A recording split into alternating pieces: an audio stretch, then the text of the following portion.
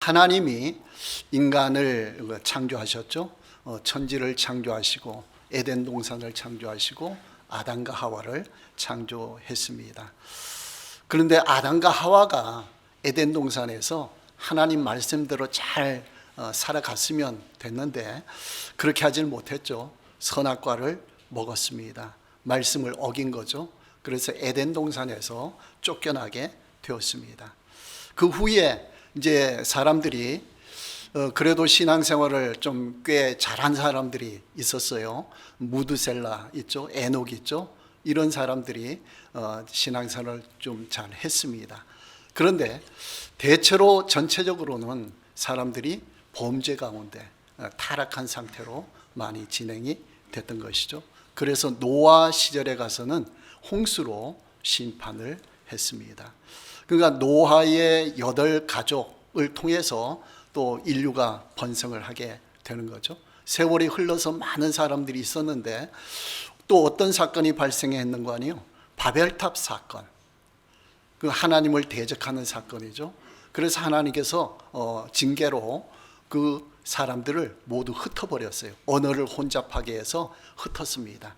그 모든 사람들이 한 곳에 모여 있다가 다 흩어진 거죠. 뿔뿔이 흩어져 있는 상황 속에서 하나님께서는 과거에 했던 방식과는 다르게 구원의 방식을 취합니다. 그게 어떤 방식인 거 아니요? 한 사람 아브라함을 택하는 거예요. 믿음이 없었던, 우상 숭배하고 있던 아브라함을 택해서 그 후손 이스라엘 민족을 통해서 이 세상을 구원하리라, 그런 새로운 계획을 세웠던 거예요. 그러니까 여러 가지 실패랄까 그런 상황에서 하나님이 특별한 방법을 택한 거죠. 그러니까 이스라엘 백성은 하나님의 특별한 방법으로 선택된 민족이에요. 그래서 하나님이 아브라함의 그 후손 이스라엘 민족을 형성하도록 했는데 애굽에 내려가도록 했죠. 요셉 시절에 70명 가족이 애굽에 내려가서 거기서 고센 땅에서 민족으로 성장했어요. 몇 년 만에요?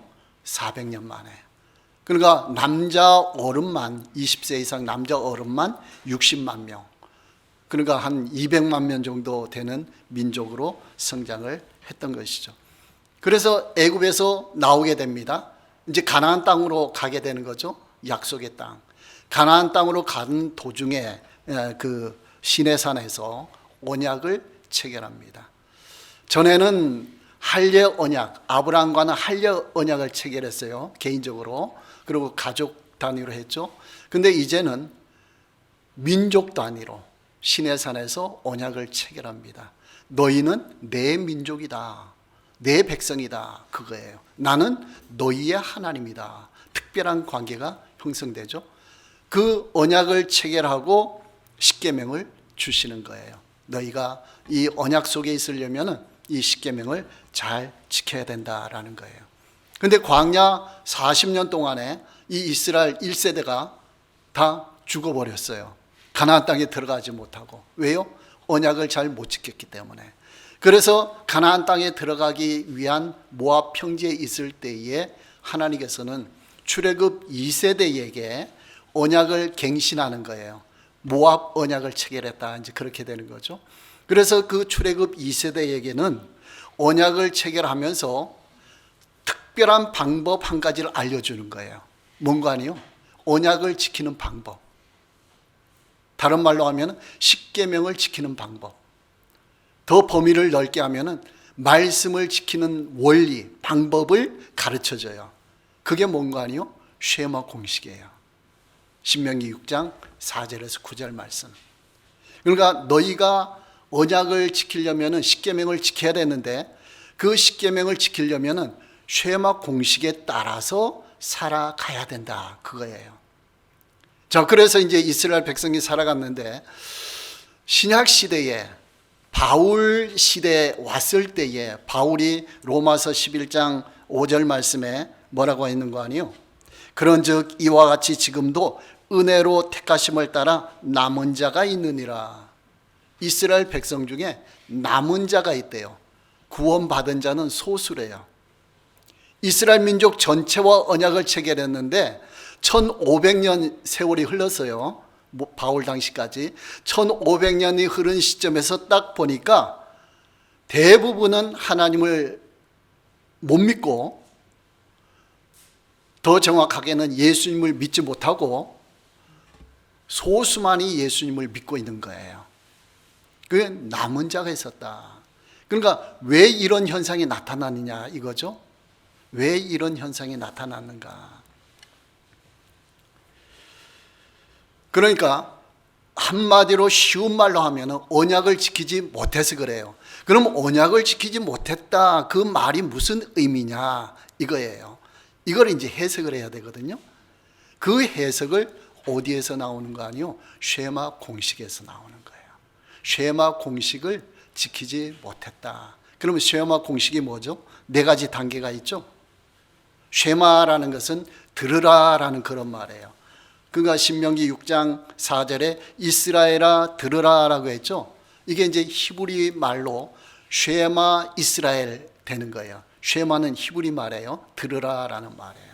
그래서 보통 쉐마 하는데 우리는 이것을 더 구체적으로 쉐마 공식이라 그렇게 칭하게 되는 거예요. 4단계가 있었죠. 너희가 언약 백성인데, 언약 백성은 오직 유일하신 하나님을 믿어야 된다라는 거예요. 하나님만 믿어라. 유일하신 하나님 믿어라. 이게 첫 번째고요. 두 번째는 뭡니까? 그 유일하신 너희의 하나님을 마음과 뜻과 힘을 다하여 사랑하라. 요거예요. 두 번째는.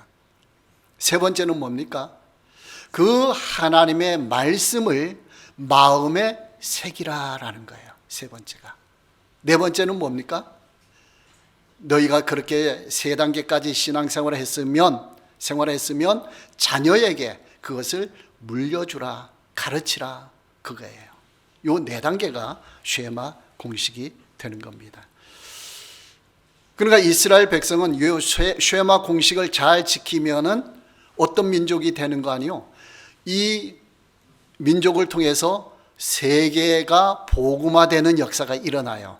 이게 아브라함에게 주셨던 사명이죠. 너는 열국의 아비가 되리라. 이 말은 모든 민족의 아비. 어떤 아비요? 믿음의 조상이 되리라. 그러니까 너의 후손 이스라엘 민족을 통해서 세계가 복음화될 것이다. 이것을 이제 약속을 했는데, 그가 쉐마 공식을 잘 지켰으면은 바울 시절에 와서는 세계가 복음화돼 있었을 텐데 그렇게 하지 못하고 자기네들도 제대로 못 믿어가지고 소수만 믿었다라는 거예요. 그러면 세계 복음화 이루어질 수 있어요, 없어요? 이루어지지 않게 되는 거죠. 그러니까 그 쉐마 공식에서 뭘 제대로 못 지켰느냐. 이스라엘 백성은 유일하신 하나님을 믿고 있었죠. 근데 뭘 잘못했는 거 아니요? 말씀을 마음에 새기는 걸 못했어요. 말씀을 마음에 새기는 거. 요게 이제 굉장히 중요한 거죠. 그러니까 말씀을 지킬 때는 먼저 마음에 새겨야 된다. 왜 마음에 새겨야 되느냐? 그 이유가 말씀을 마음에 새길 때에 말씀이 깨달아지고 말씀이 믿어지는 거예요. 그러면 하나님을 마음으로부터 따라갈 수가 있어요. 그래서 이 모세오경, 창세기, 출애굽기, 레위기, 민수기, 신명기, 모세오경 속에 보면은 말씀을 지키라, 율법을 지키라, 지켜 행하라, 이런 내용들이, 말씀이, 명령이 계속 나오는 거예요. 자, 그때 지킨다라는 말의 의미가 뭐라고요? 마음에 간직한다, 그런 의미예요. 그냥 행하는 게 아니고 말씀을 행할 때에 한 가지 앞에 해야 되는 것이 뭔가 아니요? 말씀을 지키는 것인데, 말씀을 그대로 보존하는 것인데 어디에 보존해야 되느냐? 그것을 1차적으로는 언약궤 안에 보존하지만은 기록된 말씀을, 두 번째는 마음에 그대로 기록하라. 이게 마음에 새기라라는 거죠. 마음에 새길 때에 누가 역사하시죠? 성령께서 역사하셔서 깨닫게 하시고 믿음을 주신다라는 거예요. 그러니까 믿음은 이렇게 생기는 거예요. 믿음은 다른 방식으로 생기는, 물론 하나님이 기적을 통해 가지고 이 믿음도 생기기도 하지만은 가장 기본적으로는 말씀을 통해서 믿음이 생기게 하신다라는 거예요. 자, 그러면은 구약 시대의 제사들이죠.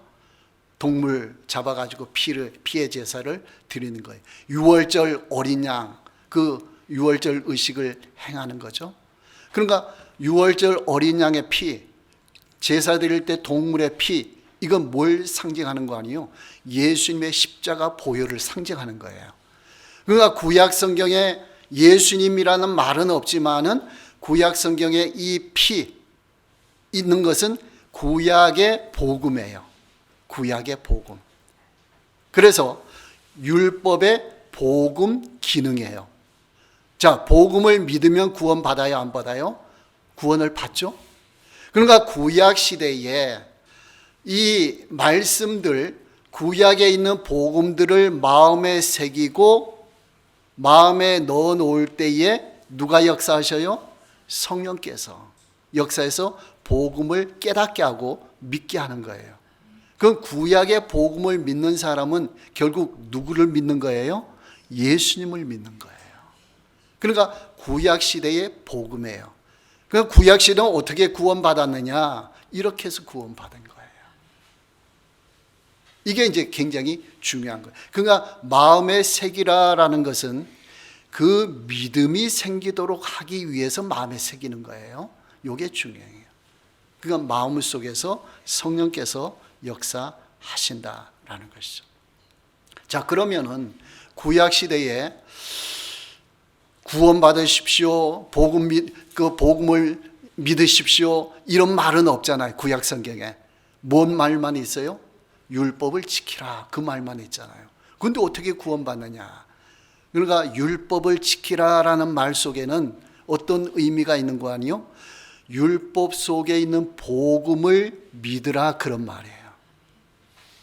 율법 속에 있는 복음을 믿으라. 그리하면 구원을 받는다라는 거예요. 그래서 히브리서 11장에 나온 믿음의 선진들 있죠. 구약시대 사람들. 그 사람들은 다 구원받은 거거든요. 그러니까 그 사람들은 구약시대에 구원받은 사람들의 대표자들이에요.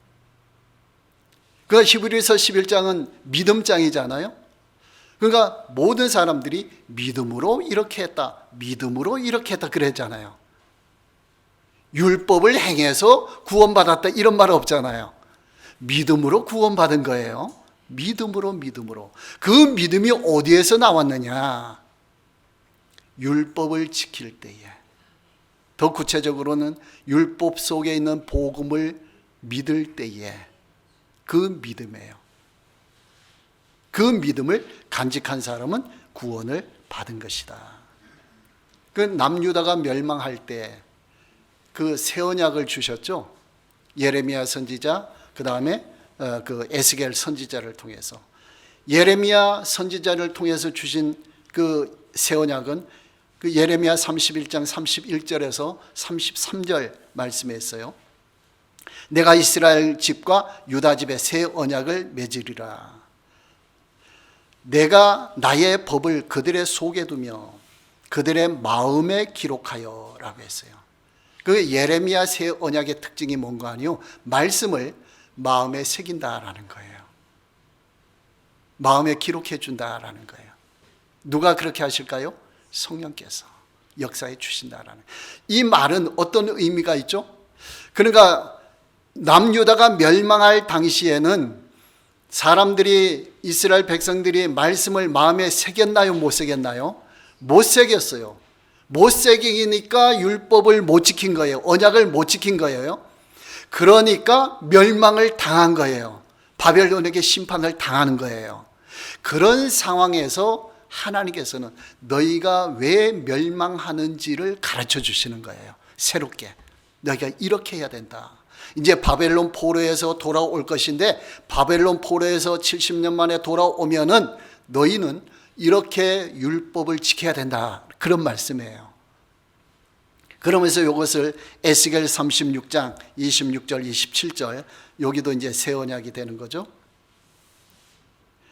새 영을 너희 속에 두고 새 마음을 너희에게 주되 너희 육신에서 굳은 마음을 제거하고 부드러운 마음을 줄 것이며, 중요한 말씀이 나와요. 또 내 영을 너희 속에 두어 너희로 내 율례를 행하게 하리니 너희가 내 규례를 지켜 행할지라. 성령께서 임하셔서 우리에게 새 마음을 주신대요. 그럼 우리의 굳어진 마음이 부드러운 마음으로 바뀌는 거예요. 그러면서 성령께서 우리 속에 계시면서 너희로 내 율례를 행하게 하리니, 성령께서 행하게 해 주신다는 거예요. 이게 무슨 말일까요? 성령께서 우리 속에서 율법을 지킬 수 있도록 행하게 해 주신대요. 그게 뭔가 아니요, 우리가 말씀을 읽고 듣고 보고 함으로써 마음속에 넣어놓죠. 그러면 성령께서 깨닫게 해서 율법을 지킬 마음을 주신다라는 거예요. 지키고 싶은 마음을 주신다라는 거예요.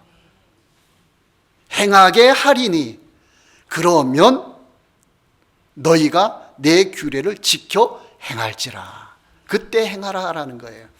그러면 율법을 행할 때는 반드시 어디를 거쳐야 돼요? 마음을 거쳐야 되는 거예요. 말씀과 더불어 마음을 거칠 때에 성령께서 역사해서 믿음이 발생하는 거예요. 믿음이 발생할 때에 행동으로 옮기는 거예요. 자, 그런데 율법을, 기록된 말씀을 보고 마음에 넣지 않고 그냥 행동으로 옮겼다. 그럼 믿음이 생길까요? 안 생길까요? 행동으로는 옮겼는데 믿음은 생기지 않아요. 그 사람들이 누구예요? 바리새인들이에요. 바리새인들 율법을 열심히 행했어요? 안 행하지 않았어요? 열심히 행했어요. 그런데 그들에게 믿음이 있었어요? 없었어요? 믿음이 없었어요. 예수님을 못 믿었잖아요. 그렇죠? 왜 그런 현상이 나타났죠? 그 복음을 마음속에 넣지 못한 거예요. 그러니까 믿음이 생기지 않았던 거예요. 그러면서 마음에 넣지 않고 바로 행동으로 옮긴 거예요. 그러면서 그들은 나는 잘하고 있다, 나는 열심히 하고 있다, 이렇게 자부심을 갖고 있는 거예요. 나는 하나님의 백성으로서 말씀을 잘 지켜 행하고 있다. 그런데 예수님 앞에 갔더니 예수님이 뭐라 그래요? 너희는 잘못한 것이야. 너희 그렇게 믿으면 천국에 못 가. 예수님이 책망하셨잖아요. 왜 그래요? 마음에 새기는 것을 놓쳤기 때문에. 여러분이 지금 설교를 듣고 계시잖아요. 들을 때에 말씀을 마음에 새기셔야 돼요. 마음에 새길 때에 성령께서 깨닫게 하시고 믿음을 주시고 감동을 주셔요. 여러분, 그렇게 믿어지고 깨닫게 되고 감동함에 따라서 행해야 되는 거예요. 교회 밖에 가서. 그런데 어떤 사람은 열심히 해요. 아, 목사님이 이런 설교했다? 그러니까 나 이렇게 해야지. 아, 명절에 이웃을, 가족을 잘 돌봐주라고 했다? 아, 그러니까 목사님 명령했으니까, 설교했으니까 그냥 해야지. 마음에 믿음은 안 생기는데 그렇게 하면은 가족에게는 좋을 수가 있어요. 근데 하나님과의 관계에서는 멀어지는 거예요.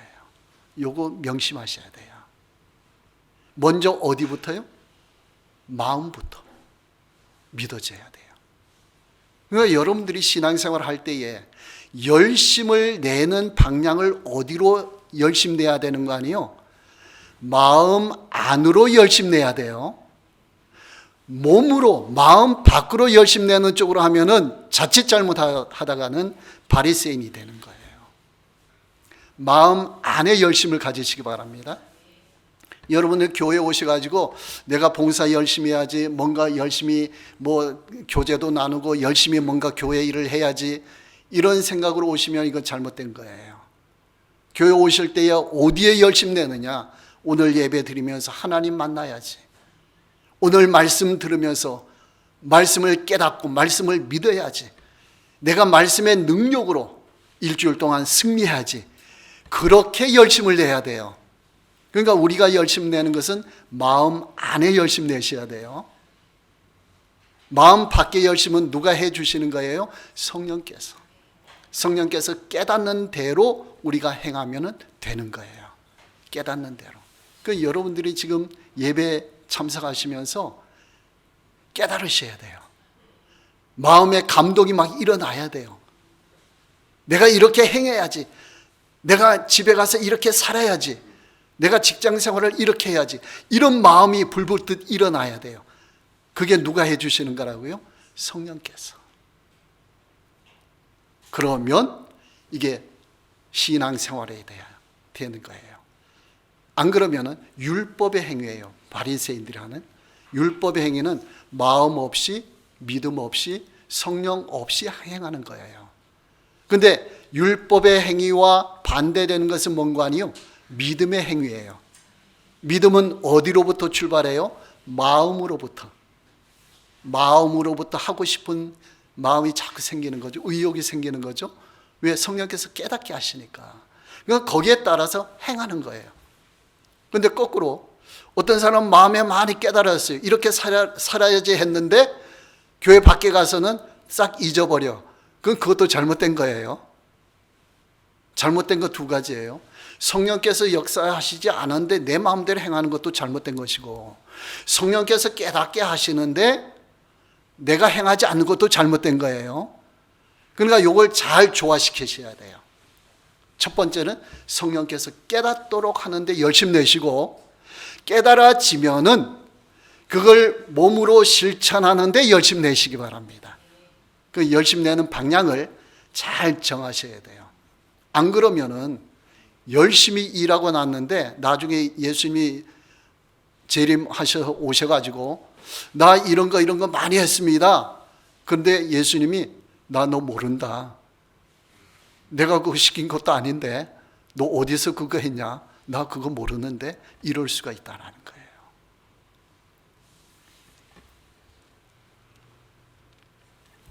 자, 이렇게 새 언약을 주셨어요. 포로 해방에서 돌아왔어요. 돌아와가지고 그때 지도자들이 누구였어요? 스룹바벨, 느헤미야, 에스라, 이런 지도자들이 돌아왔잖아요. 성전을 재건하고 성벽을 짓고 반대에 부딪히는 상황에서 그러면서 부흥이 일어났잖아요. 그러니까 새 언약이 1차적으로 포로 해방 직후에 일어났던 거예요. 근데 그게 오래 가지 못했어요. 방해가 너무 심하니까. 사마리아인들의 방해가 엄청 심했죠. 오래 가지 못했어요. 그러면서 또 마음 없이, 성령 없이, 믿음 없이 이렇게 진행되는 거예요. 그랬더니 하나님이 딱 단절했어요. 단절에 몇 년 동안 단절했는 거 아니에요? 400년 동안. 하나님의 침묵 시기예요. 이스라엘 그 시기에서. 그러면서 하나님이 다시 복음을 전파하도록 하신 게 예수님이 성육신을, 세례 요한으로부터 이제 다시 신약 시대를 시작하는 거예요. 신약 시대에 시작할 때는 이게 달라요. 뭐가 다르냐? 이스라엘 백성들에게는 먼저 언약을 체결하고 율법을 주셨죠. 율법 속에 복음을 믿고 구원받았죠. 근데 신약 시대는 방법을 달리했어요. 이스라엘 백성 상대가 아니고 이방인들 상대거든요. 그러니까 이방인들에게는 율법을 먼저 주신 게 아니고 복음을 먼저 주셨어요. 그게 어떤 사건이에요? 예수님의 성육신 사건. 구약 성경에는 상징적으로 있던 그 복음을 이제 하나님께서 이 땅에 성육신하게 만드셔서 복음을 드러내신 거예요. 완전히. 그래서 십자가에 죽으시고 부활 승천하셨어요. 그러니까 이방인들은 율법을 받는 게 아니고 뭘 받았어요? 복음을 받았어요. 먼저 복음을 믿고 구원받은 백성이 되고 그 다음에 말씀에 따라 율법을 지켜나가는 거예요. 이스라엘 백성하고는 거꾸로 됐죠? 이 살아가는 방식이 거꾸로 된 거예요. 그러니까 이스라엘 백성들이 구약 말씀을 잘 행했더라면 이스라엘 백성 전체를 통해서 세계 복음화 시켰을 텐데 그들이 못하니까 하나님께서는 소수의 남은 자만 남겨가지고 그들을 통해서 이방인들에게 복음을 전하도록 했어요. 그 사람들이 누구예요? 마가다락방의 120명. 오순절 성령 강림 통해서 복음을 전파했어요. 율법을 전파한 게 아니고 복음을 전파했어요. 예수님을 전파한 거죠. 그러니까 신약 시대에는 구약에 있던 율법의 복음 기능, 이게 예수님을 통해 성취가 됐잖아요. 이루어졌잖아요. 그러면 상징으로 있는 복음이 필요 있어요, 없어요? 필요 없어요. 그러니까 신약 시대에는 제사 드려요, 안 드려요? 안 드려요. 유월절 어린 양 잡아요, 안 잡아요? 안 잡아요. 왜요? 예수님이 그 모든 것을 성취하셨기 때문에, 이루셨기 때문에. 그러니까 우리는 제사 안 드리고 예배 드리는 거예요. 예수님이 다 이루셨기 때문에. 그렇죠? 예배만 드리면 되는 거예요. 이제 예수님만 믿고. 그렇게 되는 거예요. 그래서 이방인들이 구원받도록 하셨다라는 거예요. 그래서 신약 시대가 열리게 되었다. 그러니까 구약 시대와 신약 시대가 방식이 다르죠. 이스라엘 백성은 하나님이 특별히 택해 가지고 언약을 체결하고 율법을 주셔서 그 율법을 지키는 자, 그 안에 복음을 믿는 자는 구원받도록 그렇게 하셨죠. 근데 신약 시대에는 복음을 드러내 가지고 예수님이 오게 하셔서 예수님을 먼저 믿게 하시고 그 다음에 말씀에 따라 신앙생활 하도록 하셨다. 이것이 이제 다른 방법이 되는 거예요. 그러니까 왜 구약 시대는 율법을 지키라라고 명령하셨는지 이해가 되시죠? 그 말은 뭐라고요? 율법 속에 있는 복음을 믿어라, 그런 말이에요. 자, 신약 시대는 율법을 지키라 그래요, 안 그래요? 안 그래요. 율법 속에 복음이 이제 사라졌으니까, 예수님이 드러났으니까. 그러니까 신약 시대는 복음을 믿으세요 그러는 거예요. 예수님을 믿으세요. 직접적으로 이제 그렇게 전도를 하는 거예요. 그러니까 우리는 예수님을 믿으면 구원을 받는다라는 거예요. 로마서 2장 28절 29절에 무릇 표면적 유대인이 아니요 표면적 육신의 할례가 아니니라. 이 말은 뭐 표면적이라는 것은 겉으로 드러난 거죠. 그러니까 유대인들이 겉으로 나 이스라엘 백성이야, 겉으로 나 할례 행해서 그런다고 구원받는 게 아니라라는 거예요. 29절에 오직 이면적 유대인이 유대인이며, 이면적이라는 것은 뭐예요? 속에, 표면적이 아니고 겉으로 드러난 게 아니고 속에, 마음 속에. 그래서 뭐라 했죠? 할례는 마음에 할지니 영에 있고 성령에 있고 라고 했어요. 이해되시죠? 그러니까 구약의 이스라엘 백성들이 마음 속에서 그 할례법 또 제사법 이걸 마음속에 넣고 성령의 역사하심으로 지켰으면 믿음이 생겨서 진짜 유대인이 될 텐데, 대부분의 유대인들은 껍데기만 유대인이었다 그런 말이에요. 이것은 여러분 이해하시죠? 이 말씀이 어떤 말씀인지. 그래서 예수님이 오셔서 첫 번째 설교할 때 뭘 강조하셨죠? 산상수훈이죠. 마태복음 5장부터 7장까지. 거기에서 팔복설교가 처음에 나오잖아요. 팔복설교 첫 문장 뭐예요? 심령이 가난한 자는 복이 있나니 천국이 그들의 것이며, 그 다음에 8절 말씀은 뭐죠? 마음이 청결한 자는 복이 있나니 그들이 하나님을 볼 것이며. 그러니까 마음 없이 신앙생활 하거든요, 유대인들이. 아니야, 마음으로 해야 돼. 마음의 천국이 임하는 거야. 이 강조하시는 예수님 말씀 이해하시겠죠? 왜 이 마음을 강조하셨는지. 또 바울 사도도 로마서 10장에서 여러분들이 믿되 뭘로 믿으라고요? 마음으로 믿으라. 마음으로 믿으라. 껍데기로 믿지 말고.